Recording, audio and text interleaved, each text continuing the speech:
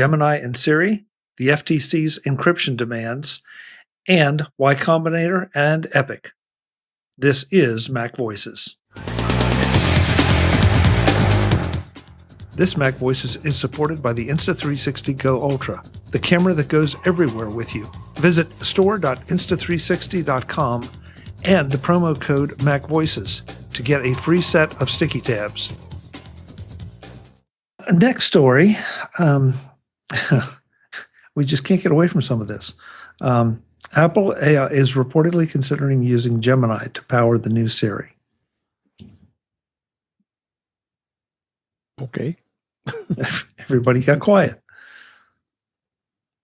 Can't be worse than what they have right now. Yeah. They really haven't done much implication with OpenAI, let alone looking at elsewhere like Gemini. How do you feel about it? Would you rather see it powered by Gemini? Would you rather see it powered by ChatGPT? I'd rather see it powered by Apple's equally useful and powerful AI system that does more to protect my privacy. Unfortunately, that doesn't exist. Right. I am thinking that much of this is we're rushing to want to have Apple buy something, and I don't think they're buying something. I think they're asking Gemini to help them to use Gemini's model to be able to create and look at what aspects of it they can use for their own system. Similarly to the claims that were a couple of weeks ago about Perplexity, that they're going to buy Perplexity.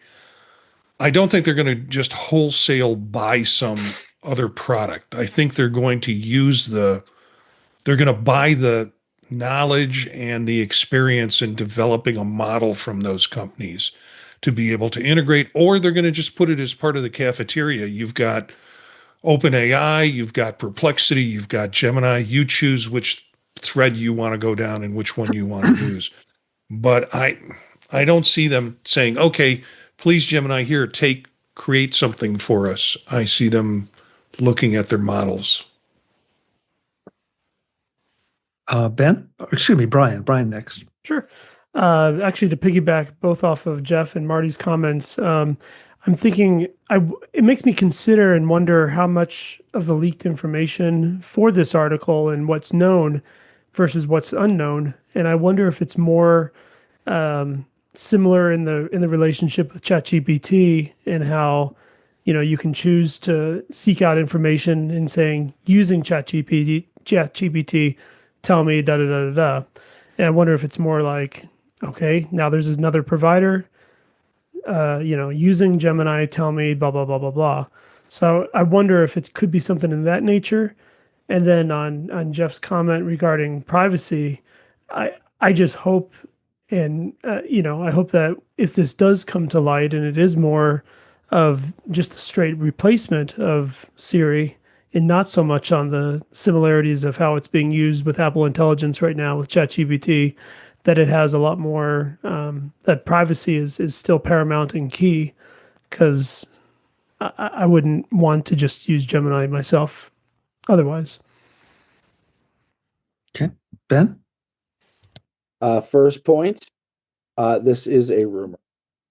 Second point, Apple has a very lucrative search contract with Google. Seeing that Google and such contract is under a pretty big bit of scrutiny through a U.S. government antitrust suit against Google, we might be in a situation where Google and or Apple is looking to reevaluate that contract into AI. Okay. Marty? I think I've said my piece. I think you go on to Jeff on this one. Okay. Jeff? Wait, which thing am I supposed to? Because I'm sitting here typing like mad in the private chat. So I know what we're talking about, Brian. You're totally on the right track, and the concerns you're having are concerns that Apple has. And they want to, if they do this, and Ben is right to point out this is all rumor and speculation right now, but for sake of argument, let's assume that Apple actually does partner with Google to use Gemini as a replacement or a supplement to the S Lady. I expect that Brian's concerns will be addressed, and Apple will do something to firewall, if you will, data requests. Okay, I'm just going to throw out that because it seems like every time one of these questions comes up, we have to talk about privacy. And what does Google get out of this? Is this going to be something where they get information back? Because they aren't just going to do it out of the goodness of their hearts. So is Apple going to pay them to do a version of Gemini that is behind an Apple walled garden? Or is it going to be one of those situations a little bit like we have now that the current version of the S Lady asks, do you want me to send this to ChatGPT or use ChatGPT to get the answer? Because then you have a clear indication that you're going outside of the secured area. So you wouldn't be going outside a secured area. I think ultimately what would happen is what we see with these models when used in other corporate settings, where instead of you using the just ChatGPT, you're using the sandboxed installation of ChatGPT in your environment. So doing that is not new and it's not novel. So I think Apple could do something like that. And I like what Marty was saying about Apple needs multiple models for this. And then if Apple's controlling where that data is going, they can manage the privacy for that. And then make it transparent. So if I say, hey, S Lady, turn on the living room lights at 50% red, it can figure that out without saying, oh, you're asking me for multiple requests. Would you like me to process that through Gemini instead? It'll just do it. Jeff, if you're turning your lights on at 50% red, there's a party going on somewhere. Oh, yes, there is. Barry White kicks in and... yeah, baby. Yeah. Film at 11. If the house is a rockin', don't bother knocking. Yeah, let's talk some Mac. Eric, say something intelligent about this, please, and get me out of this. I think Apple is going to be trying to connect lots of different models to Siri. And because each one will have its different strengths. And as they're trying to roll out models for different languages and different locations, as we're already seeing, the models are getting tuned differently over time, and there needs to be a way to kind of switch off from whatever model they're using one year to a different model, keeping some basic functionality and saying, hey, I need this feature or this privacy or this whatever, and if you can't give it to me, we're ready to go with this other model. And keeping those alternatives the same way they do for supply chain, for displays, for whatever, they're just going to do the same thing with models. We'll see. A lot of this is speculation. I also between between the lines, I hear us all expressing, I think, some of our respective wishes about how this does play out. I mean, Jeff's was the most obvious that, what I really want is I want Apple's model. Well, Apple doesn't have one, at least not that we know of, at least not right now. So I would agree with that. Apple model is not any good. Well, that's our presumption, and those have been the leaks, man. I would. Chuck, have you used a HomePod lately? This is not an assumption on Ben's part. It's a statement of fact. I'm sorry, I haven't. I don't have nearly the trouble that you do. So It's know. fine. Just check the results in your phone. Yep. I'll send it now. Eric, this is why I love you. Oh my gosh.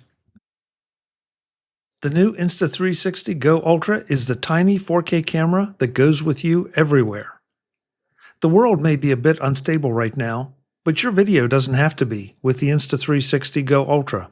This tiny 4K camera packs incredible stabilization into a design so small you'll forget it's even there until you see the footage. Every bump, every step, every ride feels smooth and cinematic, no matter how rough the road of life gets.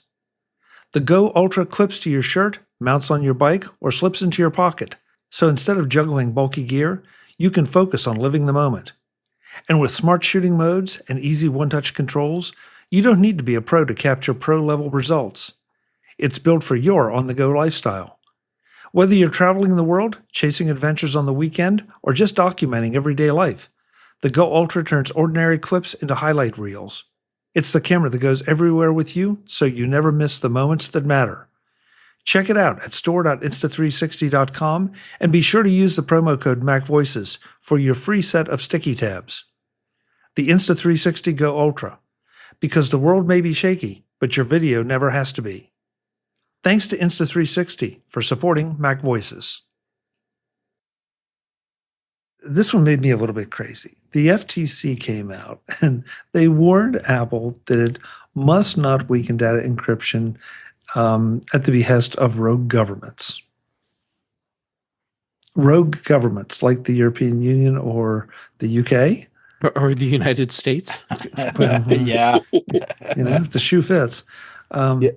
But, so here one place we have governments demanding that Apple drop encryption. Now we have our own government insisting that they absolutely do not.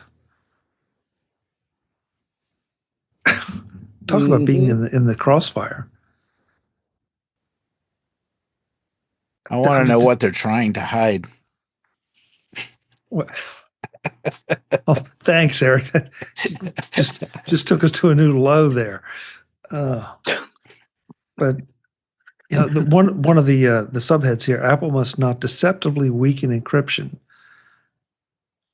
Okay, yeah, that's probably a good thing. Well, if you've seen the wording for what that means, I mean that it makes sense. So if you are, as a company, creating but we'll just use Apple, whatever. So Apple has their security measures in place to protect us. If one of those is not actually active, but leading us to believe it is, then that becomes deceptive. So, for example, look at what Apple had to do in the UK with secure iCloud. So that's a security feature that we all have, except in the UK, Apple has made it very clear that encryption feature is not available in the UK. So Apple is in compliance. They have weakened security for UK users, but they have not been deceptive about it. Right. There's also a little farther down in the article, it points out that I'll quote from the article. The problem here being that if it does inform U.S. users of a data encryption weakness put in place at the behest of a foreign power, then it may be in breach of the law of that foreign power.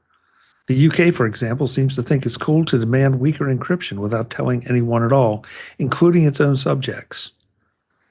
And so the author then asks, might this imply that in any future litigation pertaining to these laws, the U.S. would step in to defend its tech firms? It feels like it might.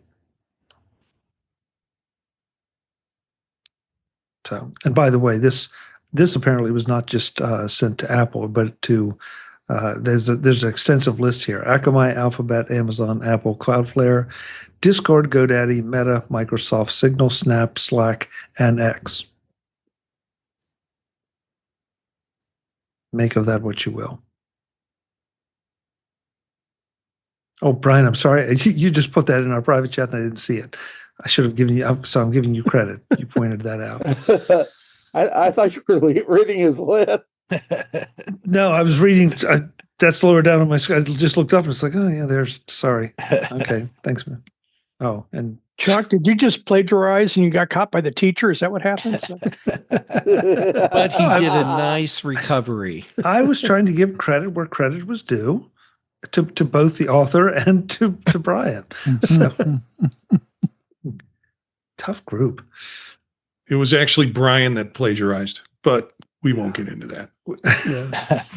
Yeah, who plagiarized website. first? Yeah. Like that's going to make a difference. It wasn't plagiarizing, it was academic use. I was quoting and giving credit to everyone that posted, either originally wrote it or posted it in the Slack. So I'm covered. So, Y Combinator backs Epic in Apple appeal, calls App Store fee a tax on innovation. Well, of course they did.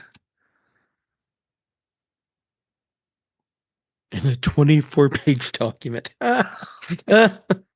Light reading. Yeah.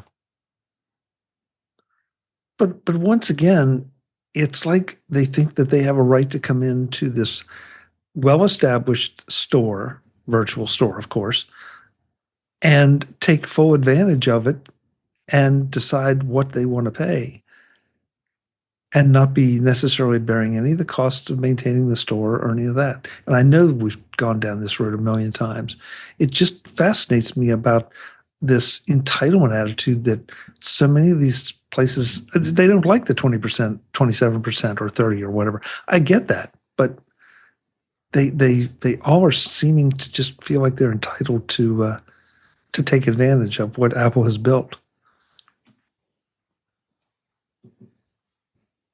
Nothing. Everybody's just staring at me. It's epic. Well, in a sense, it's probably good that somebody comes along and complains about it and files a suit and goes and runs through a bunch of court cases just so there's occasional checking to make sure that it still makes sense. I mean, I understand what you're saying. It's just making sure that things don't go too far. I guess, and I know Jeff, I think you and I have differing feelings on this, but because allegedly the App Store is the only way onto an iPhone, with a couple notable exceptions. So I get why I get why some people feel like that's not the way it should be. But at the same time, I've used this example before. I can't create a widget here in my basement and take it to Walmart and say, would you please put this on the shelf for me? It's, Chuck, we probably aren't that far apart in our feelings on this.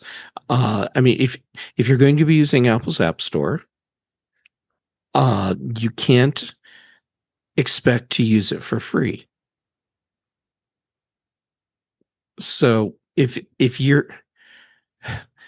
I went to sell my popcorn in Kroger's, I can't do it for free. Kroger takes a cut. Right. It's just how it is. And if I want to sell that popcorn outside of Kroger's, well, then I can figure out another way to do it.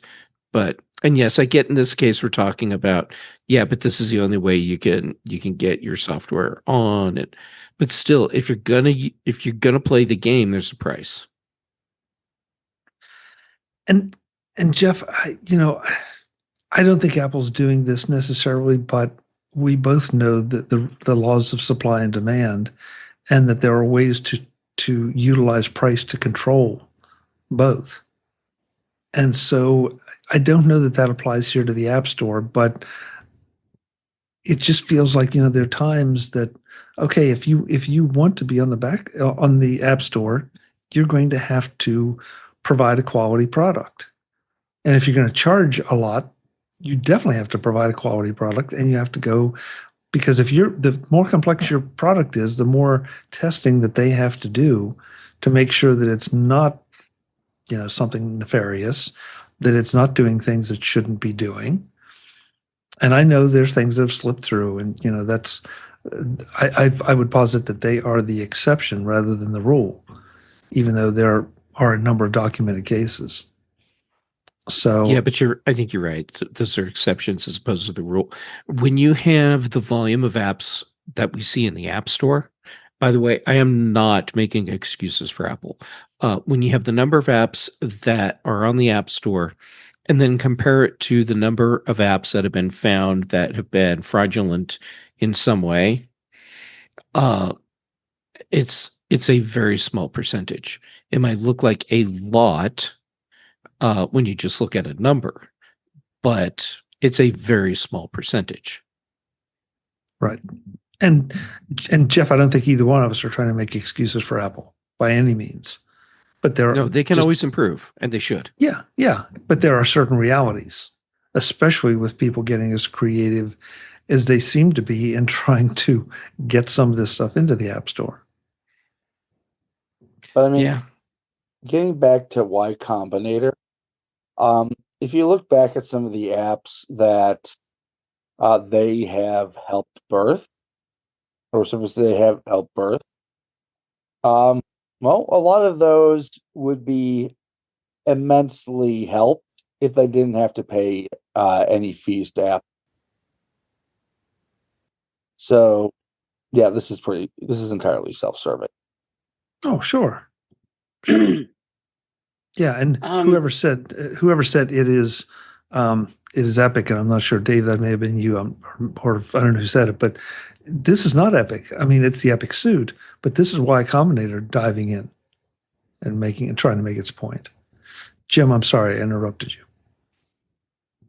I want to take issue with something Jeff said, which was that if you want to be in the App Store, you have to pay. You have to expect to pay. I know right? what you're going to say, and you're right. Amazon doesn't pay. Facebook doesn't pay. X doesn't pay. The list goes on and on and on. And most of the bigger players pay nothing. But Jim, to take Jeff's analogy, Jeff, if you don't mind if I borrow it, run with it. Do with it as you please. If Jeff has, one brand of popcorn that is appealing to only a limited number of people, yeah, I get it.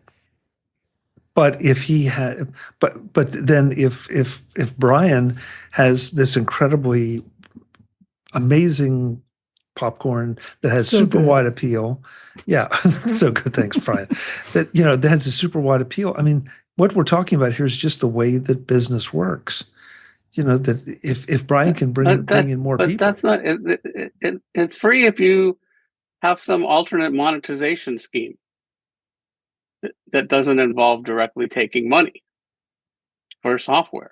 And that's something that Apple has just arbitrarily decided. So, Facebook, well, they make money, through advertising. So Apple has decided that means we don't get a cut. Okay. That's a fair point, and we've just seen the fact that they wanted to monetize things by getting a cut, and that got struck down. And all of a sudden now, Apple can't take a. Look, Apple can't. Where did Apple ever try to monetize apps that through in-app purchases? Use advertising. Oh no, not advertising. No, not advertising. But there's really no way to control that. I mean, on any platform. Of course they could. How? They could just say it costs money, period. You charge it's a dime per download, or a nickel per megabyte, or whatever. There's plenty of different ways that would be much more closely aligned with what Apple's costs were, because what you're saying is, it's not going to be free because Apple has costs. But, a lot of these ads a lot of these companies that are not paying Apple anything, or they're paying them $199 a year, I guess. They're the ones that are using up the most resources, tons of server bandwidth and whatnot. So and to say that, well, you've got to pay. Well, then why do these other people not have to pay? Because they add value to the platform. Well, F you, Apple. And that's how developers feel about it. Really, that's exactly how they feel. Is Apple is saying, yeah, you add no value. No, I didn't say they had no value, but Apple is saying that. They are saying that. Make no mistake. And a lot of developers feel exactly that way. We are nothing but a way for Apple to extract money from us. That's all we are. We have to agree to disagree, so we don't kill the whole hour here. But I'm not even necessarily saying that's my opinion. I'm saying if you go and look on developer discussion boards and go to meetups, a lot of developers feel that way, and they're entitled to their positions. Absolutely agree. Again, agree to disagree. This one I thought was honestly just flat out disturbing. Not surprising, but disturbing. Apple Insider's article says Meta is accused of inflating ad results and dodging Apple privacy rules. And if you look into the article as quoted, that they had a method of identifying users, basically, I guess, fingerprinting them to some degree.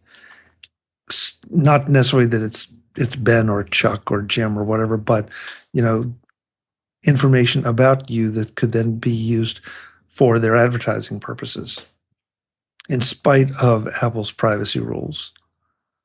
And I think this is worth a look, because it just, frankly, it seems so Meta, so Facebook, that there's just no regard for any attempt at privacy.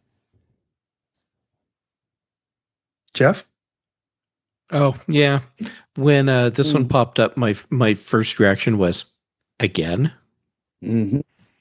Because Meta and Facebook has a history of disregarding user privacy and doing very questionable, no, I'll go all the way, unethical things with information and to and for their users.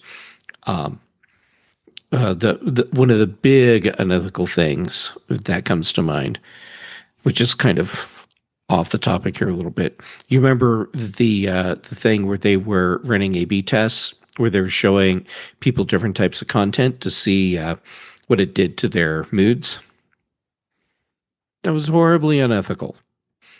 Anyhow, this is a company that has shown again and again that there's no moral compass at the helm. And yeah, I am not surprised by any of this.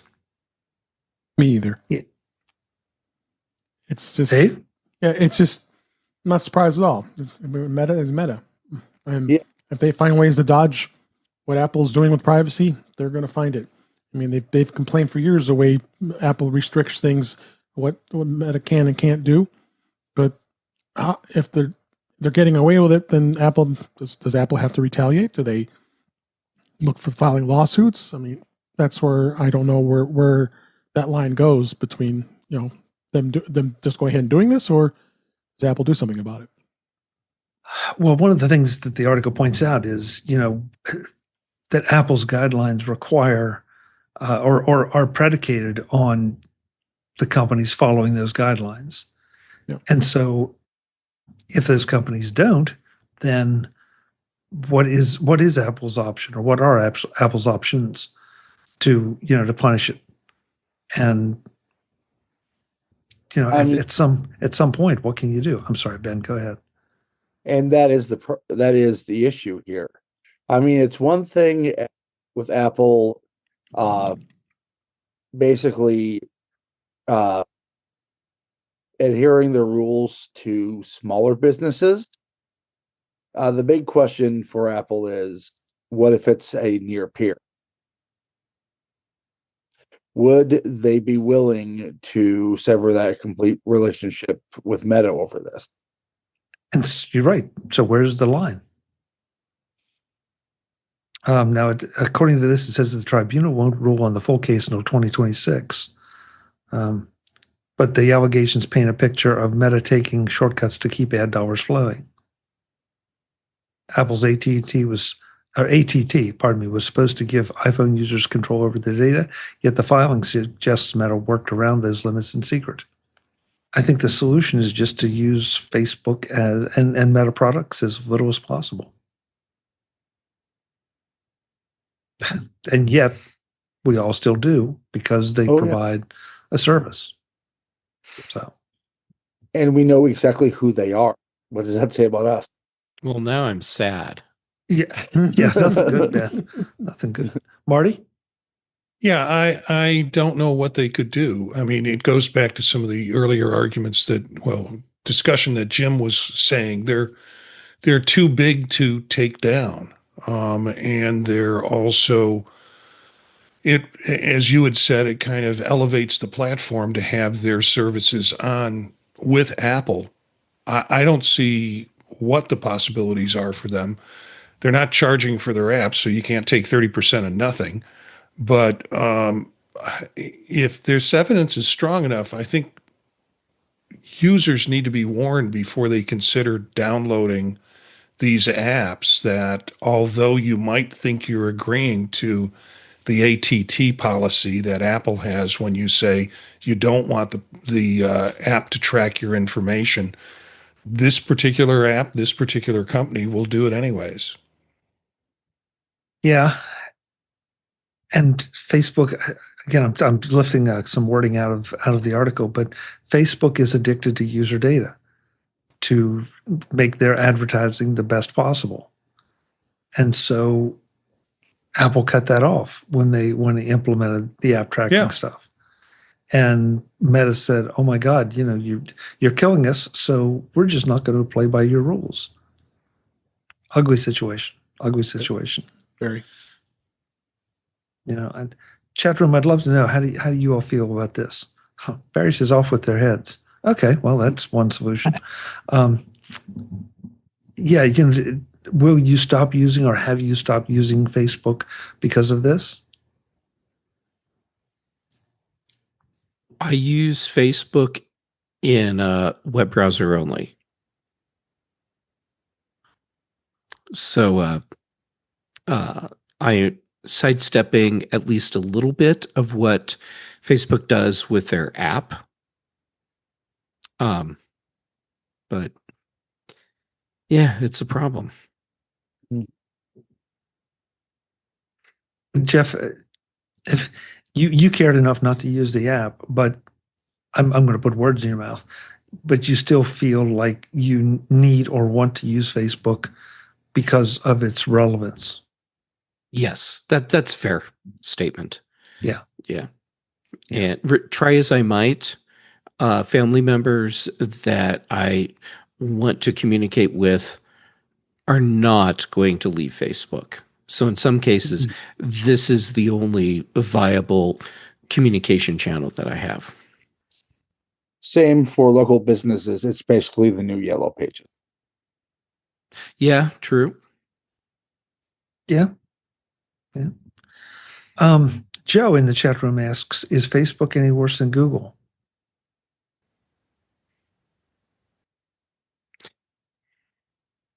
Thoughts? Well, are they playing by the rules? Oh. I mean, we know this by this coming out, but is there proof? Yeah. Well, Facebook is not playing by the rules. Yeah, but I mean, like Google. Oh, Facebook's playing by their own rules. Right. Yeah. They have a different rule book. Yeah. Joe, I mean, it's a fair. look at the face of this guy. On the Apple Insider article, the Zuckerberg's on the cover of the article. Would you buy a used car from that man? Well. Nope. Yeah, all rusted, has the odometer turned back to 10 miles. You can't help but Webb, you bring up an interesting point. Think about how many times he's been in front of congressional inquiries, and how many times has it been where we're sorry, we apologize, we didn't know, we were naive, and yet you see things like the book that we've mentioned here that was written by a Facebook insider. You see articles like this. I mean, there's a history here that is just absolutely pointing in one direction, no matter what Zuckerberg says publicly. And so if I didn't have to use Facebook, if I didn't feel like it was one of the most relevant platforms out there, I wouldn't use it. And I use it for very, very few things. But I do feel like I need to be there. So maybe I'm part of the problem just by supporting it that much. I don't know. Chuck, we're both part of the problem. At least I'm not alone, Jeff. Thank you. Yeah, you're not alone. Yeah, because some of the folks here in the chat have been putting in our private chat about, that they're not on Facebook. And good for you. If you feel like you can, do that without hobbling yourself, I applaud you. You're probably better people than I am.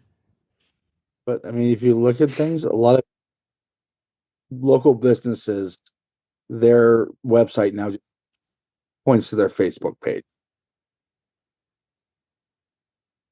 And I've been saying that now for months and months and months, that, as we talk here about Blue Sky, we talk about Mastodon and all, but Facebook and X are the places where the companies still have the presences. Yeah. So maybe they're the ones that are at fault. Jeff, that lets you and I off the hook. I feel a lot better now. Thank you. You and me both. Visit MacVoices.com for show notes and to connect with Chuck on social media. Get involved in our Facebook group or like our Facebook page, and get more out of your Apple tech with MacVoices Magazine, free on Flipboard and on the web. And if you find value in it all, consider supporting us through either our Patreon campaign at patreon.com/MacVoices, or by making a one-time donation via the PayPal link on our front page and in the show notes of each episode. You will join these fine people who help bring you Mac Voices.